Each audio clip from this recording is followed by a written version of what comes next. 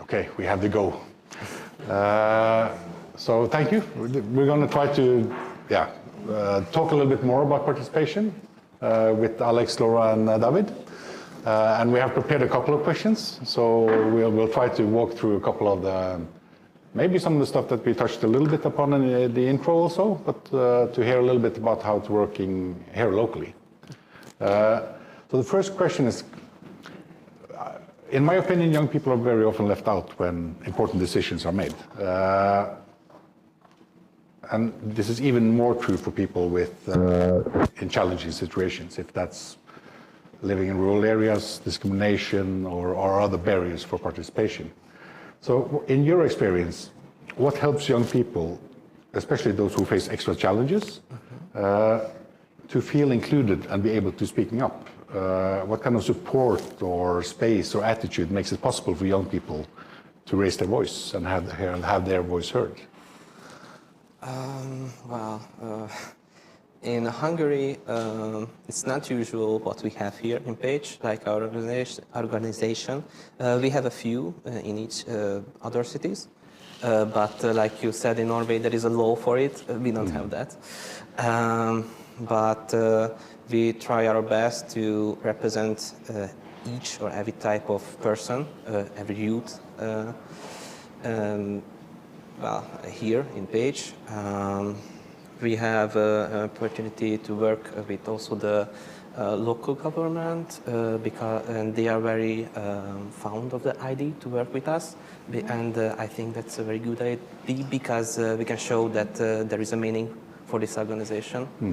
So yeah, that's my opinion. Yeah, we really try to support all the youth that we worked with. And can you speak a bit louder? Yeah, sorry. So we try to support all the youth in the organization, not just the schools, but we represented ourselves because we were much younger when we started it, actually, like 16, 17, 18-year-old at that time. And we wanted to speak up and tell our opinions about things, about the problems that we face all the time. And we actually got that opportunity. And it was really nice that someone listened to us. Did you feel that you were listened to? Yes. Yeah, most of the time I feel like that they listened what we wanted to say to them. If I can talk about how they can support us. One is in the city council or city government make the space where we can talk about our feelings or thoughts. But the other part in school, usually we didn't feel this. So, and what support me about raise my voice is always a teacher. So always there was a role model or someone who said to me, all right, you are a children or a youth, but you have your own thoughts, and he or she helped me how to express myself. So I think it's important there have to be a person who help the adults, because we need an adult to help us how we can express ourselves. Yeah. Yeah, that's a good point. There's a really good theory from Taligal who talks about professionals as gatekeepers for participation, that they're able to open and close doors for participation, and sometimes you need the municipality to listen, or you need a teacher or somebody in a position of power, maybe. Yeah. But did you feel that you got power through the organization? We achieved. Yes, many things we wanted to do, which is that our main goal was that to unite the pupils of Pécs through events, like entertainment or physical activities, and we achieved that through our own resources, but we got also the help of the local government or other organizations, civil organizations. And so the main idea was to this type of organization by the youth for the youth thing. Yeah. Yeah. I think another question would be like, some people face a lot of obstacles in life because how they live, their background, health, or the lack of support from, for instance, a teacher or organization or parents. So I'm thinking a lot about what is it that hold young people back? What kind of barriers, or in your opinion, what is the biggest barriers young people face from being heard? Actually, the biggest barrier that we don't have opportunities to tell our opinions or our frustration and everything. And it's really bad. And what is the second biggest barrier is that sometimes adults like teachers, parents try to speak for us, but it's their generational problems, not our generational problems. And it's sometimes really frustrating that we cannot say that I know that I'm just 16, 17-year-old at that time, but I have my opinion, I have my problems, and you need to listen to it. And that was our goal, to the high schoolers get together and they can talk about it freely, because from high school to high school there are really big differences.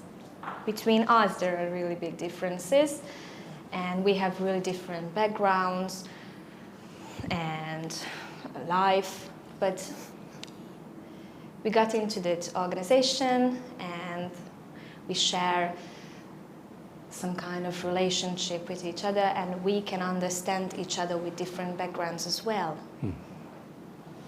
I think there is a other thing what we have to talk about is the pressure what a student can get from the community, in the youth community. And yes, we can talk about the social media and things like that. But if you say something in the class, what is not, so how should I say? So if you have a word, sometimes you get a negative response, and it's normal. And you have to be brave enough to talk, and you have to do this, because without these lot of young people who are afraid about these negative comments or negative pressure, I think this is one of the biggest barrier. So social controls Yes. comes on. Yeah, yeah. Have something to add, Alex? Well, for a barrier for me, for example, to be participate in this organization was to manage time, for example, so that the youth, they want to do everything at the same time. So I had problems with that, but I managed it, so it's solvable. But one of the other barrier is that this type of organization, the city's student council, is not very well known around in Hungary, and because of that, the youth don't exactly know how to react to it, for example, or how to get used to it. So we had a problem with that, so that we had problems with marketing, so that the youth could know that there is an organization for them who could represent themselves, and also they can join to this organization to represent others. That was a very hard barrier for us. So the structure is there, but it's kind of hard to get the engagement. Yeah, and we also did make some barriers ourselves. Yeah. Like not everyone could join this organization, and it was a really big mistake. We realize it now, but as a really young adult, we didn't think of that in that way. But that was our barrier in the organization. That's interesting. And it's hard, and you touched about something really interesting, I think, which is the different voices, because sometimes we think about young people and we listen to young people and we think that we will hear one voice from young people. But young people are, as you say, different, have different opinions, have different experiences. And how did you deal with that as kind of a council? How do you deal with this kind of contradictions? Like you don't agree on everything. No. No. To say like that, no. Yeah. We had our problems, and there was no shouting match about it. But sometimes we stayed 1 or 2 more hours to talk about it, or for the talk, because we couldn't. But we have differences, of course, because we are really different people with really different life experience. And I don't say that it's easy, but it's not even hard, because we wanted to work with each other, wanted to work with something what is bigger than us, just one person, because we wanted to represent the whole youth of high schoolers, because we work with high schoolers. And we managed to have real conversations, real deep conversations, and have the same opinion, like 20, 30 people. And it was really great, I think. I think that's important, because it's about not representing only your own voice, but representing a community. Yeah. And that's a lot of discussions. That's a lot of hard discussions, probably, to be able to agree upon what young people's opinion are in the case. Yeah. Challenging. And I think one of the things that these different voices do is to help us solve complex problems, because complex problems have to have complex solutions sometimes, you know. But it helps really to act and to actually be engaged. And from your standpoint, what is the most important thing we can do now to strengthen the younger voice, the voice of young people? Straighten. Actually, I think we said it before, that we don't have opportunities. And we need support from adults, teachers, parents, someone who wants to represent us, but we don't want them to speak in our voice and tell our opinions. We want to talk about the things. And if we have the opportunity, or just someone have the opportunity from the youth to tell, then it starts somewhere. Because I think our generation doesn't want to speak or doesn't want to participate because we don't have the options to do something. And why should I try if I don't have the opportunity to do it? So this is what we need. This is the support we need. This is my opinion. Yeah. But I want to talk about the youth part of this question. So I play American football, and in American football there are playmakers. The players who be in the field and do the job every time. And in youth participation, we need playmakers. In 3 years ago, we was playmakers. We want to change something, and we communicate a lot with other youth people. And 2 years ago, there was a big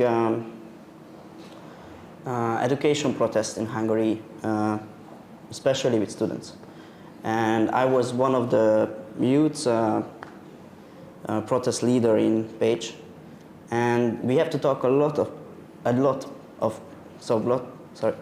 we have to talk about the problems with youth, and we have to communicate. So I think the main key is communicate, and the other is we need these playmakers. We need people who want to change and brave enough to step in and say. And after you said your thoughts, there will be others who will support you. And this is what we need, and this is what we have to find.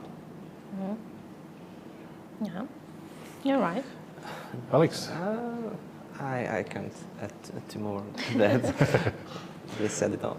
It's quite interesting. We talked about it before we started, that in Norway we have a legal framework for youth councils. And one of the things is that they have to provide support. So usually they have a secretary whose job is not to be the voice of, but to make sure that you get all the documents, make sure that you send all the documents in time. And I think it's a really important function. And I know because I was also engaged when I was young. I know how hard it is to understand the system. It's very demanding. It takes a lot of time and effort. It's challenging. How do you think adults can better support young people without taking over their voice, as you say, without speaking on your behalf, but actually be real supporters or give the resources and support you need? Alex? I totally agree with Laura. So the opinion she has, but Louder. yeah, louder. yeah, Sorry, louder. louder. Yeah, I forgot.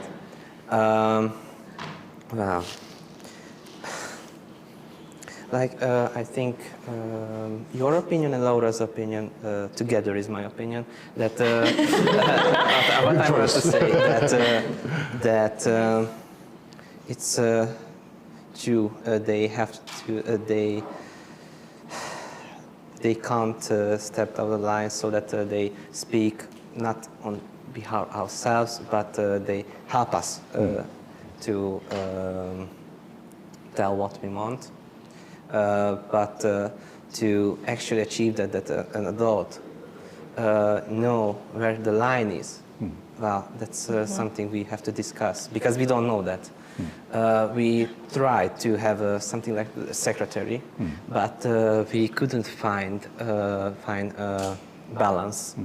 And because of that, we had many discussions or conflict, and she left the organization because of that.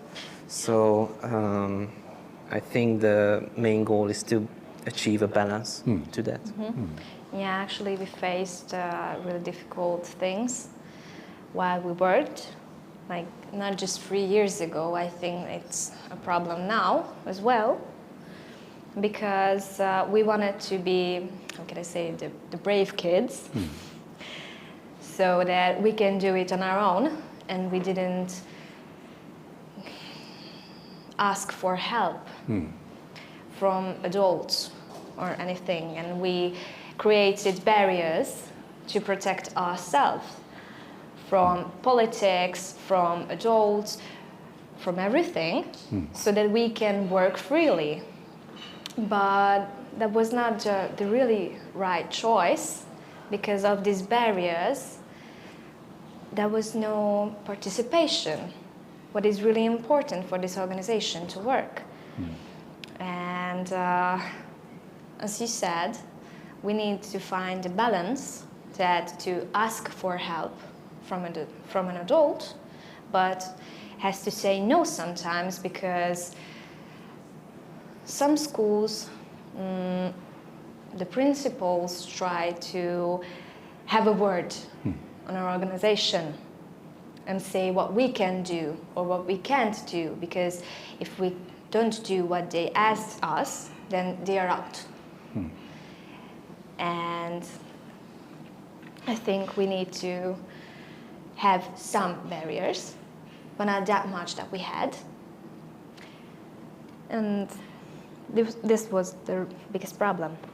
Yeah, and as you said, youth work is so we need a people who are a full-time job to do this. So help us and do the paperwork and the communication with others. So, and yes, this was our fault. We didn't get this help, and we tried to be The brave kids. Yeah. The brave kids. I think we're probably going to spend the 2 next days also talking about these issues. Yeah. It's very interesting. Are you sure? We have more time. Oh, that's good. That's good. Can I yeah. add a barrier to the question of barriers?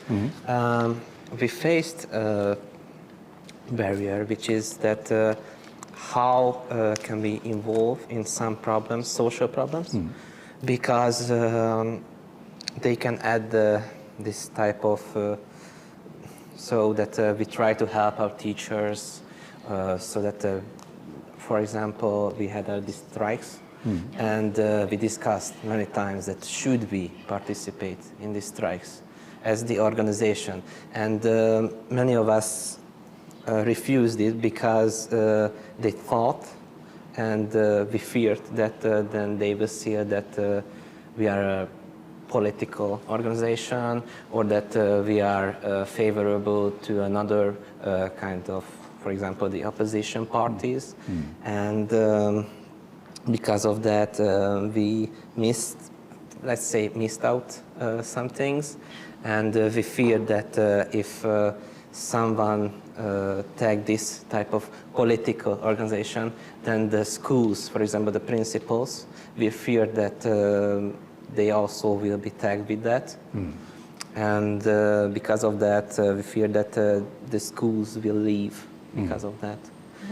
Especially because a lot of, in Pécs there are a lot of schools, what is a religious school.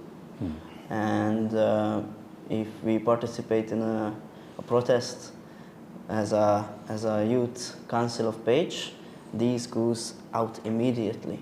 Yeah. And the media is will be say a lot of negative comment about us. So Just yeah, we say- have to be independent, and this is why we cannot join an NGO in Pécs, and yeah. And this is why we cannot join to the local government, because we want to stay totally independent. Yeah, actually, not just will say, they actually said it to media. We get that we are political, like right or left. We got everything, hot and cold, from it.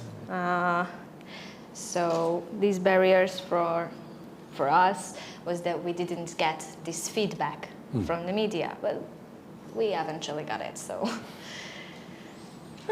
It's interesting. There's a woman called Sarah White who wrote an article called "The Use and Abuse of Participation," and she says that if there's no kind of friction in these processes, it's probably because they're not real.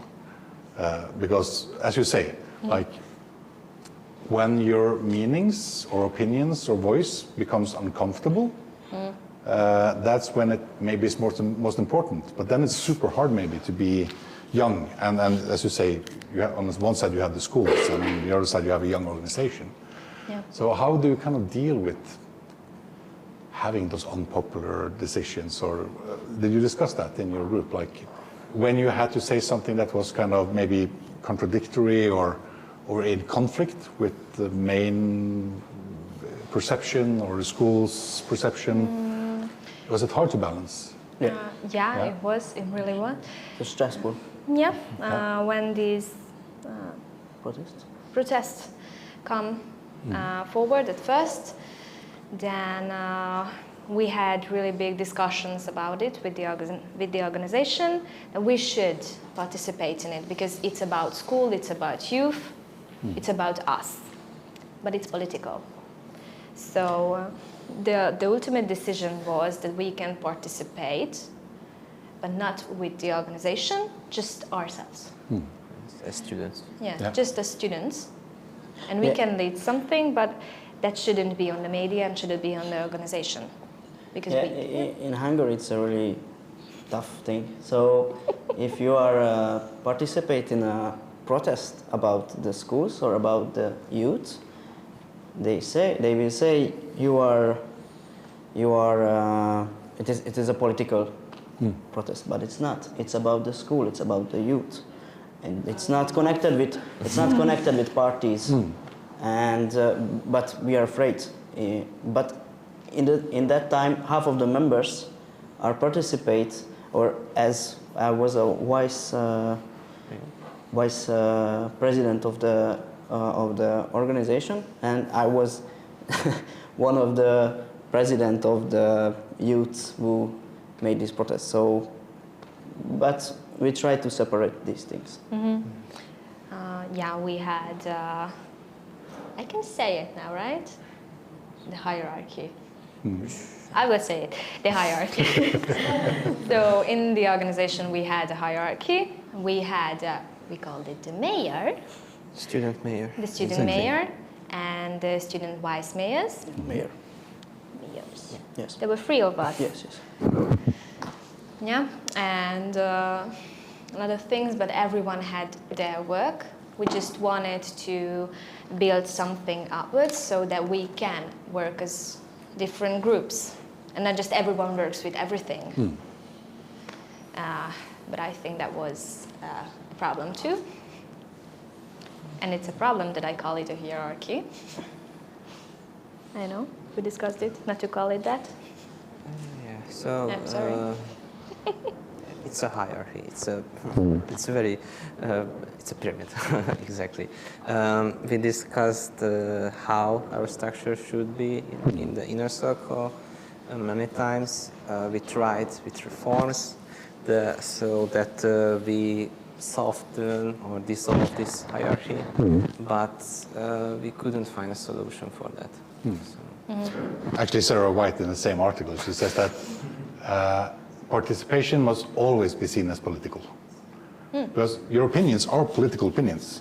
Even though you don't represent a political party, you are trying to influence the society you live in, which is a political action. But it's hard maybe to differentiate between the political parties and kind of representing a broader voice of young people. Yeah. I'll have one last question. Who was not part of the organization? Like, which youngsters did you not see? Maybe I can answer with that. Our structure was built upon that each student council of the high school were invited to send representatives, delegates to this organization, but we couldn't reach every single school. Maybe because they were thought that we are actually a political organization, but we weren't, or that it's not really an actual thing that they thought that joining in this organization won't give them any kind of positivity, and because of that there weren't schools in this organization. Our maximum of schools were 12 of 13 high schools. So so that the schools which didn't send representatives, well, they couldn't be heard. Exactly. So they were already kind of coming from a system of Yes. Yeah, and you forgot that some high schools didn't get in or get to participate because they didn't have a student council. Yeah. So the lack of structure. Yeah, this was the barrier that we talked about before, what we created. But we can say half of the schools in Pécs was participate. And I think it's a big thing, especially because only students did this. So half of the school, it means 12 schools. So it's a lot.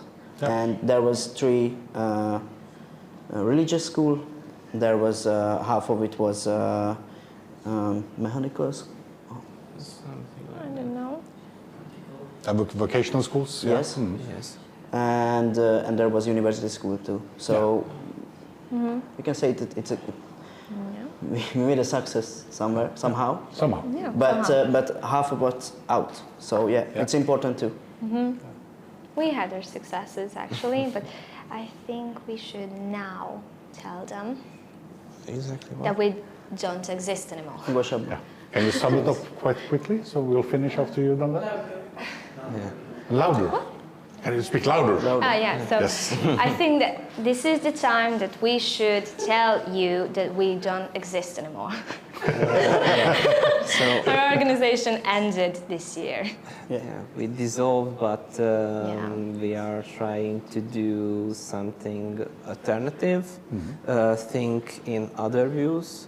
So we won't finish it, so we try again somehow. So you're now in a process of restructuring. Something like that, yes. Let's hope that we can use this event also to help you to find good ways to restructure and good ways to work in the future. Thank you.